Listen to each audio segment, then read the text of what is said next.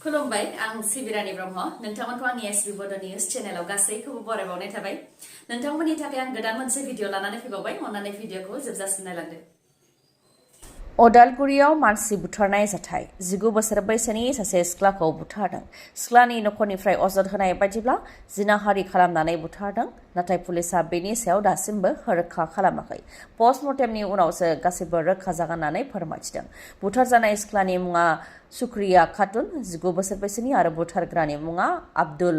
आशिक फोरमायथिनाय बायदिब्ला सुक्रिया खातुननि बिफाया इटा बानायग्रायाव लेबार हिसाबै खामानि मावोमोन आरो बेयावनो बिथांमोनहा जयै थायोमोन ओजोंहाय आब्दुल आशिकआ इटा बानायग्रायाव मेनेजार हिसाबै खामानिखौ मावो आब्दुल आशिकआ जुलि जाखानाय आरो 1 बोसोर बैसोनि फिसाबो दं नाथाय आब्दुल आशिकनिया सुक्रिया खातुनजों इनायै मोजां मोनलायनायनि सोमोन्दो दंमोन सोंनाय फिनाय लानायनि सायाव बिथा खालामनानै आसाम पुलिसआ फोरमायथिनाय बायदिब्ला बुथारनाय जाथाय जानायनि सिगां आब्दुल आशिक आरो सुक्रिया खातुन नगाव थांनायनि खोथा दंमोन बे लेखायै गारि भाराबो लादोंमोन नाथाय हरिसिङा रेलवे स्टेशननिफ्राय उदालगुरि फारसे गारिजों थांबाय थानाय समावनो गारियाव सानैनि गेजेराव दान्थे बिदान्थे जादों बेखौ नुनानै गारि सालायग्राया नगाव फारसे थांला होननानै आब्दुल आशिकनि न' खाथियावनो गारिखौ लांफिनदोंमोन आरो सानैखौबो दोननानै फैदोंमोन बेनि उनावनो दसे समनि उनाव हिन्जावखौ गोदोना सेरथेनानै बुथारबाय होननानै आब्दुल आशिकआ ड्राइभारनो फन हरनानै मिथिहोहरदों होननानै फोरमायथिदों दा नखरनि अजद होनायनि सायाव बिथा खालामनानै हरिसिङा पुलिसआ आब्दुल आशिकखौ बुथारनायनि दायाव एरेस्ट खालामबाय UPPL BTechल' नङा जायखिजाया राहाजों BJPआबो BTC दखल खालामनो नारा नाथार नाजादों UPPLनि उनाव BJPआ एबार बेनिफिसियारि मिट खुंगोन अदेबानि मुलाम्फायारिफोरखौ लोगो हमनानै सावरायगोन बे थांखिजों बिटिआरआव हरब्रै सानबा थाफैगोन आसामनि गिबि मन्थ्रि डक्टर हेमन्त बिश्व शर्मा बिथाङा बिटिआरनि मोनफ्रोमबो जिल्लायावनो डक्टर हेमन्त बिश्व शर्माया फैनानै मुलाम्फायारिफोरखौ लोगो हमफैगोन जुलाइ दाननि गिबि सप्तायावनो आसामनि गिबि मन्थ्रि डक्टर हेमन्त बिश्व शर्मा बिथाङा बिटिआरआव सानबा फैगोन बिथाङा फोरमायथिदों दि आसाम सोरखारनि बिथांखिफोरा दासिमबो बिटिआरनि गोबां जायगायावनो सौहैयाखै बेनिखायनो अरुणोदय मोनदोंना मोनाखै महिला उद्यमितानि गेजेरजों मुलाम्फा मोनदोंना मोनाखै बेफोरखौ खौरां लानो थाखाय बिटिआरआव थांगोन आरो रायजो राजाफोरजों सावरायहैनायजों लोगोसे डिसिजोंबो सावरायगोन होननानै फोरमायथियो डक्टर हेमन्त बिश्व शर्मा बिथाङा ओजोंहाय UPPL आरो BPFआबो बिसायख'थिखौ लानानै जानजि खाफ्रांदों सुख्लाय सेरफां गयबारि आरो गुबुन गुबुन बियाबाव UPPLआ जयनिं हाबाफारि लादों बे समाव BPF आरो हाग्रामा महिलारिया सिगांनि बायदि गैला हाग्रामा महिलारिया हारसिं जाबाय होननानै बुंथियो चन्दन ब्रह्मआ ओजोंहाय प्रमद बर'आ सेप्तेम्बर दाननिफ्रायनो BTCनि चिफनिफ्राय बिदाय जासिगोन होननानैबो BPFनिफ्राय बुंथियो BJPआ हारसिं गेलेयोबा बबेयाव UPPL थाबावगोन UPPLआ BJPनि अक्सिजेन लानानैसो सोलिगासिनो दंमोन होननानैबो BPFनिफ्राय बुंथियो मख'नो गोनांदि BPF दोलोआबो दिहेरा बियाब कक्लाबारि ब्लक BPFआ जयनिं हाबाफारि खुंदों जेराव गोबां रायजो राजाफ्रा फैनानै जयनिं जाफैनायखौ नुनो मोननाय जादों 6 बोसोर बैसोनि सासे उन्दै हिन्जावसाखौ जिनाहारि खालामनाय जाथाय जिनाहारि खालामजानाय उन्दै गथ'साया सहायनो हायियाव थैनो गोनां जादों बे दायाव दुथां रनजित बसुमतारीखौ पुलिसआ हमबाय आरो पुलिसआ एनकाउन्टार खालामदों दुथां रनजित बसुमतारीनि सायाव बकाजानाव जाथों सोंखारि जाथाव जाथाय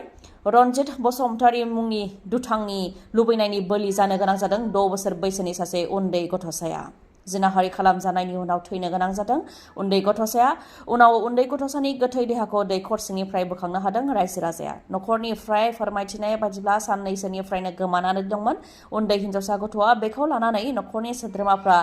गोबां हालाय हाफाय नागिरबायदोंमोन उनाव दैखरनिफ्राय बोखांनो हादों 6 बोसोर बैसोनि उन्दै गथ'सानि गोथै देहाखौ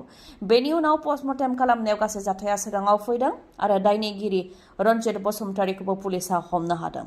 रनजित बसुमतारीखौ गोख्रों साजा होनो थाखाय रोजा रोजा रायजो राजाफ्रा लामायाव ओंखारनानै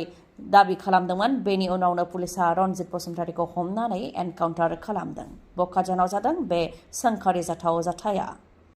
गावनि जिउखौ रैखा खालामनो थाखाय मासे लख्राजों नारा नाथार नाजानाय बे मोनसे जाथायनि भिडिअआ समाज बिजोङाव दा जोबोरैनो गोसारदों उत्तर प्रदेशनि लखिमपुर खेरि जिल्लानि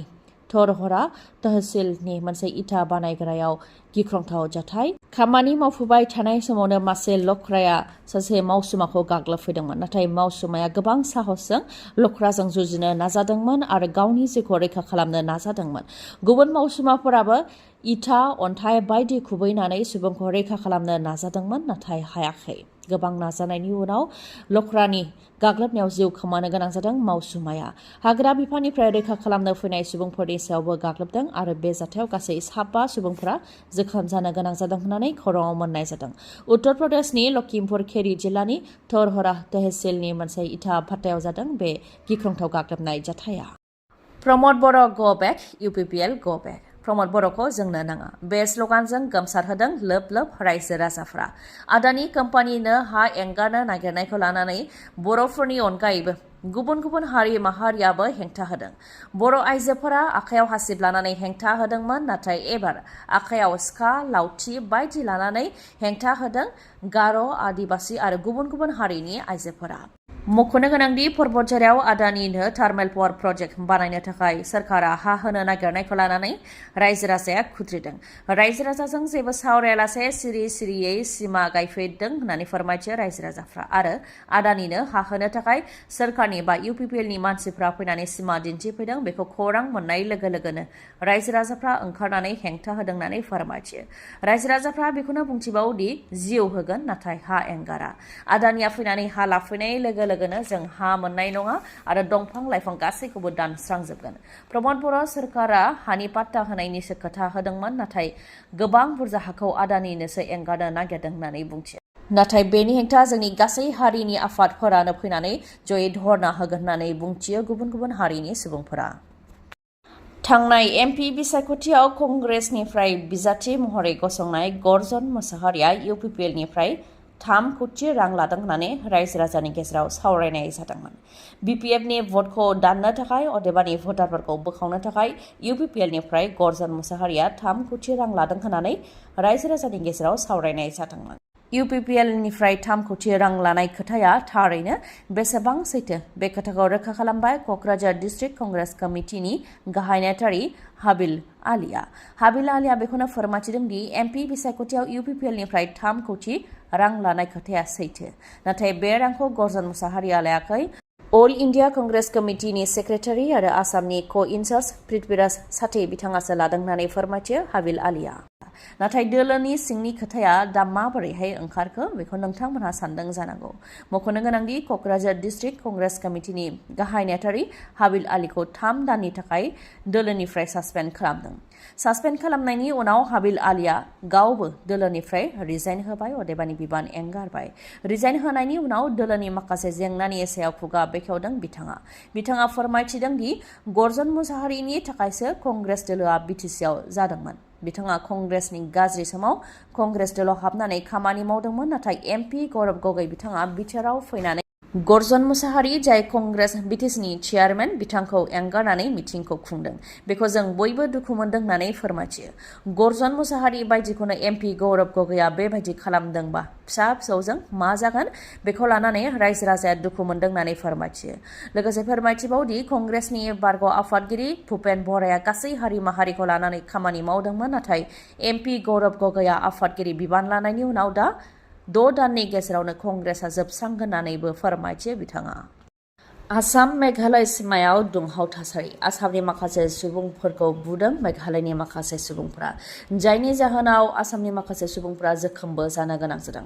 आसाम मेघालयनि सिमा कार्बि आंलंनि टापात ओनसोलाव जादों बे दुंहाव थासारिया रिपर्टनि बायदिब्ला कार्बि आंलंनि टापात ओनसोलाव आसामनि माखासे सुबुंफोरा दंफां लाइफां गायदोंमोन नाथाय बेखौ मेघालयनि माखासे सुबुंफोरा ओंखारबोनानै हेंथा होफैदों बेनि उनाव गायनाय दंफां लाइफांखौ दानफाय दानसि खालामनानै होनायजों लोगोसे अर सावनानै होदों बेयावनो मोननै हान्जानि गेजेराव गिबियाव दान्थे जादों उनाव बुलायलायनाय जाथाय जादों थासारिखौ सामलायनो थाखाय आसाम पुलिसआ फैनो गोनां जादों बेनि उनाव ब्लेंक फायारबो गावनो गोनां जादों आसाम पुलिसनि नाजानायाव उनाव थासारिखौ सामलायनो हादों नाथाय मेघालयनि सुबुंफोरनि गाग्लोबनायाव आसामनि माखासे सुबुंफोरा गाज्रियैनो जोखोम जानो गोनां जादों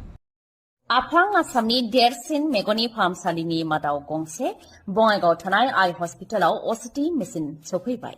जायनि गेजेरजों मेगननि जेंनाखौ हमदांनाय जायो आरो फाहामथाय होनाय जायो जेरै मेक्युलार डिजेनेरेशन डायबेटिक रेटिनोपैथी ग्लकमा आरो मेगन सिंनि दुखु मोननायखौ हमदांनो हानाय जायो आरो फाहामथाय होनाय जायो। असिटिनि अनगायैबो गुबुन गुबुन सार्भिसखौबो मोननो हागोन जेरै कर्निया, मेडिकेल रेटिना, ग्लकमा इभेलुएशन, अकिउलोप्लास्टी, फार्मासि आरो अप्टिकेलबो दङ। बेनि अनगायैबो सानाय गैयालासे, सुथेनाय गैयालासे, इन्जेक्सन गैयालासे कम्पिउटार पेकनि गेजेरजों केटारेक्ट सार्जारिबो खालामनो हायो। आइ हस्पिटालाव डक्टर रुमि दास, डक्टर आशराफुल आलम आरो डक्टर मेघाली शर्माखौ नोंथांमोनहा मोननो हागोन। डक्टर रुमि दासआ तामिलनाडुनि अरविन्द आइ हस्पिटालनिफ्राय फैगोन। बिथाङा